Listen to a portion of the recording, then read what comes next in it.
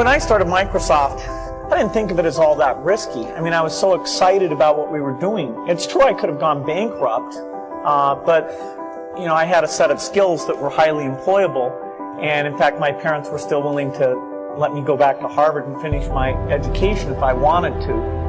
And so then I got this incredibly conservative approach that I wanted to have enough money in the bank to pay a year's worth of payroll, even if we didn't get any payments coming in.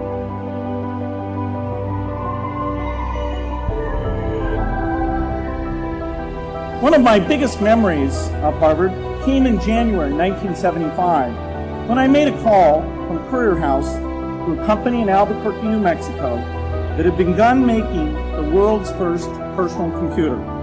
I offered to sell them software. I worried they would realize I was just a student in a dorm and hang up on me. Instead, they said, "We're not quite ready. Come see us in a month," which was a good thing because we hadn't written the software yet. From that moment, I worked day and night on the extra credit project that marked the end of my college education and the beginning of a remarkable journey with Microsoft.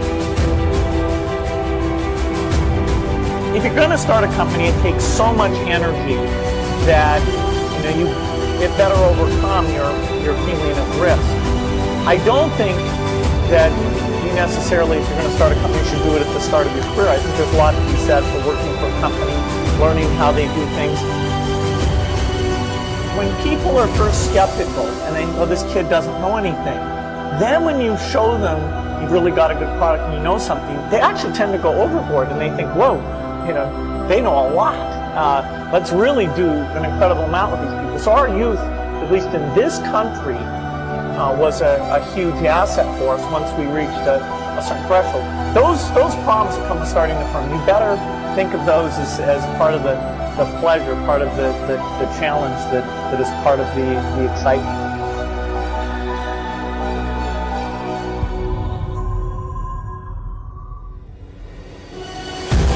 You can't just keep doing the same old thing you were doing before. You have to take your skills and attack new frontiers.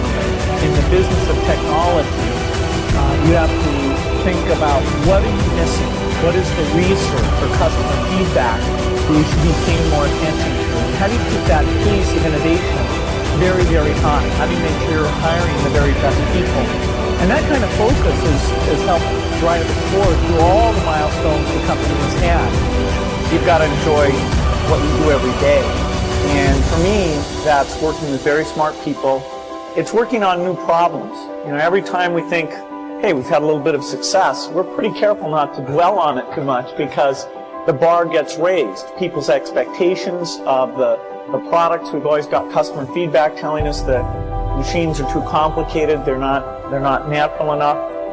About 25% of the time that I'm out traveling around meeting with customers, Europe, Asia, and that sort of helps me think, okay, do we have the right priorities? What are people responding well to, and what would they like to see us do better? The competition,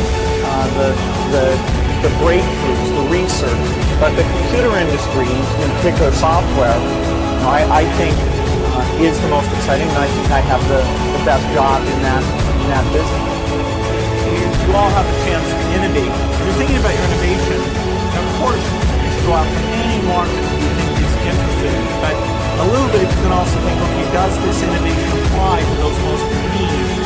What are you going to do to make it cheap enough, simple enough, figure out how to get it so it really, if possible, can extend out to the poorest. I wish I had learned more about that